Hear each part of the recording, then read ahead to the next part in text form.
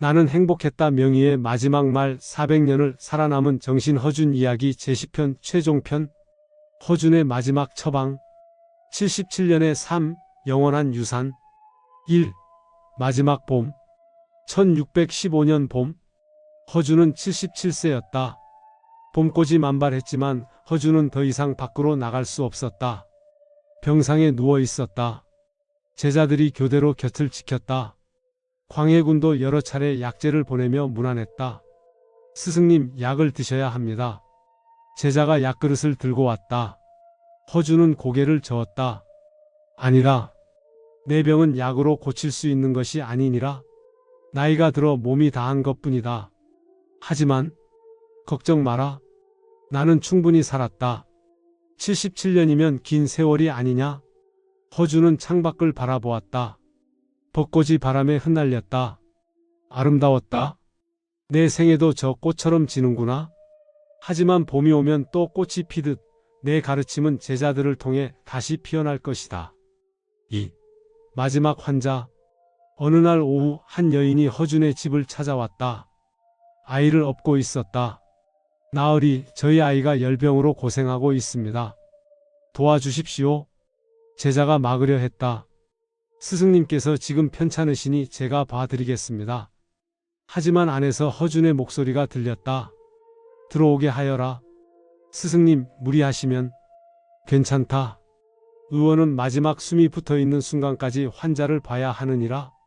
여인이 들어왔다. 허준은 힘겹게 일어나 앉았다. 아이의 맥을 짚었다. 심한 열감기로군요. 하지만 곧 나을 것입니다. 허준은 제자에게 말했다. 처방전을 받아 적어라. 제자가 붓을 들었다. 허준은 천천히 또박또박 처방을 불렀다. 마지막 처방이었다. 이 약을 하루 3번 들이십시오. 이틀이면 열이 내릴 것입니다. 고맙습니다, 나으리.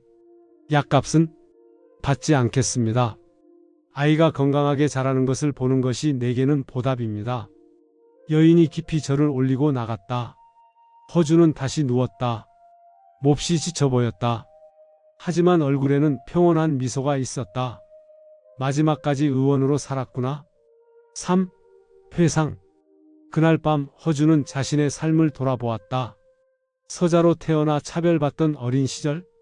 그때는 세상이 너무 불공평하다고 생각했다. 하지만 그 고통이 자신을 만들었다.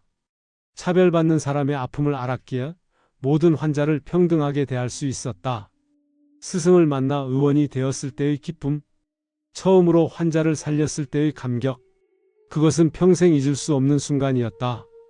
임진왜란 때 피난길에서 만난 수많은 환자들, 죽어가는 사람들을 살리며 의원으로서의 사명을 깨달았다. 광해군의 투창을 치료하고 당상관이 되었을 때 서자로서는 불가능했던 일을 해냈다는 자부심, 하지만 무엇보다 자랑스러운 것은 동의보감이었다.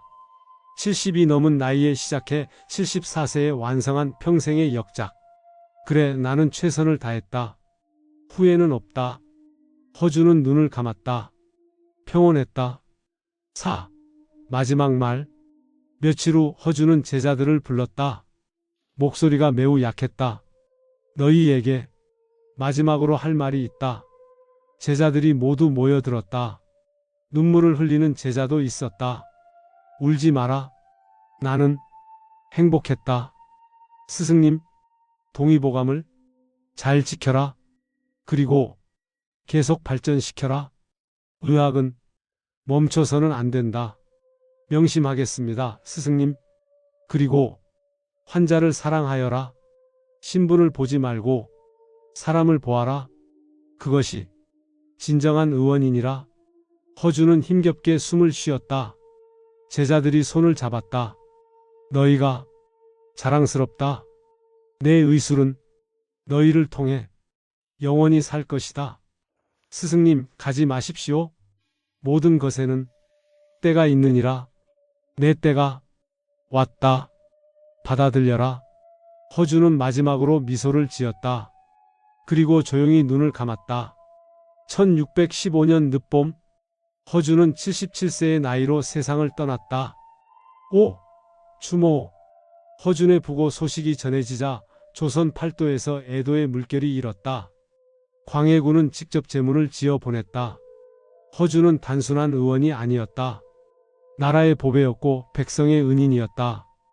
그의 의술은 수많은 생명을 살렸고 그의 동의보감은 만세에 빛날 것이다. 양반들도 존경을 표했다.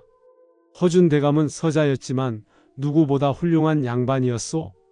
신분이 사람을 만드는 것이 아니라 사람이 신분을 만드는 것이요.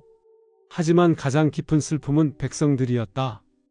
허어이님이 돌아가셨다니 우리 같은 가난한 사람들은 이제 누구를 찾아가야 하나? 그분은 진짜 의원이셨어? 돈도 안 받고 우리를 치료해 주셨지? 우리 아이가 살아있는 것도 허어이님 덕분이야.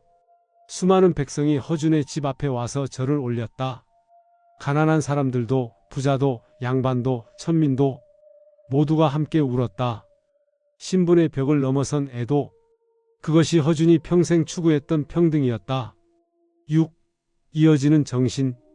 허준이 떠난 후 제자들은 스승의 뜻을 이었다. 동의보감을 연구하고 발전시켰다. 새로운 치료법을 추가하고 경험을 기록했다. 그리고 무엇보다 허준의 정신을 실천했다. 환자를 신분으로 차별하지 않았다. 가난한 사람도 부자와 똑같이 치료했다. 미신에 맞서 과학적 치료를 고집했다. 백성들을 계몽했다.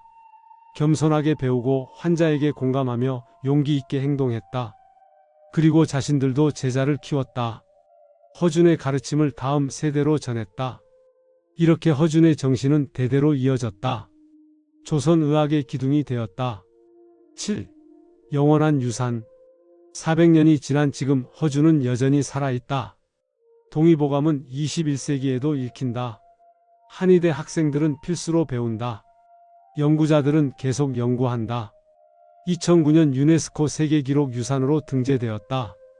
세계가 인정한 의학서가 되었다. 하지만 허준의 진정한 유산은 책이 아니다. 정신이다. 평등의 정신 마이너스 환자를 신분으로 차별하지 않는다.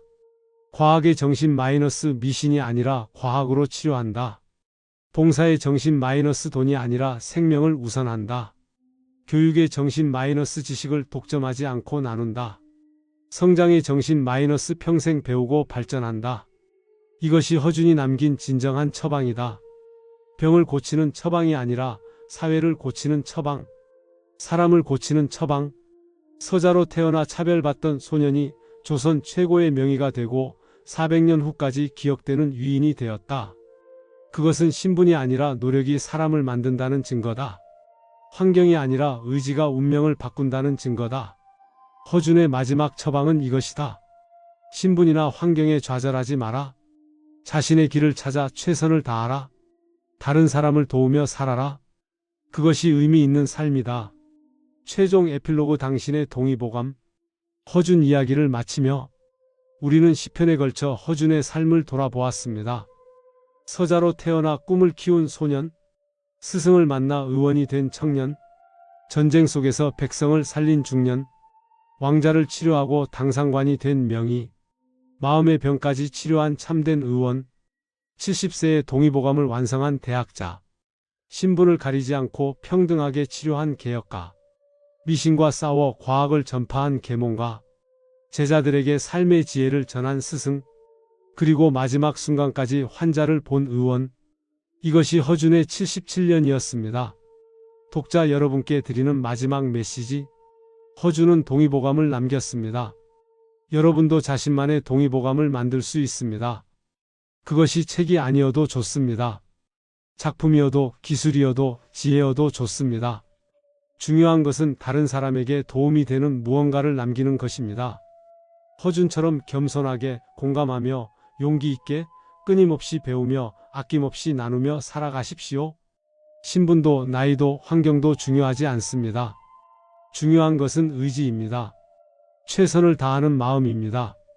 허준이 보여준 것처럼 한 사람의 헌신이 세상을 바꿀 수 있습니다. 여러분도 세상을 바꾸는 사람이 되십시오. 400년 후에도 기억되는 사람이 되십시오. 그것이 허준이 우리에게 남긴 마지막 처방입니다.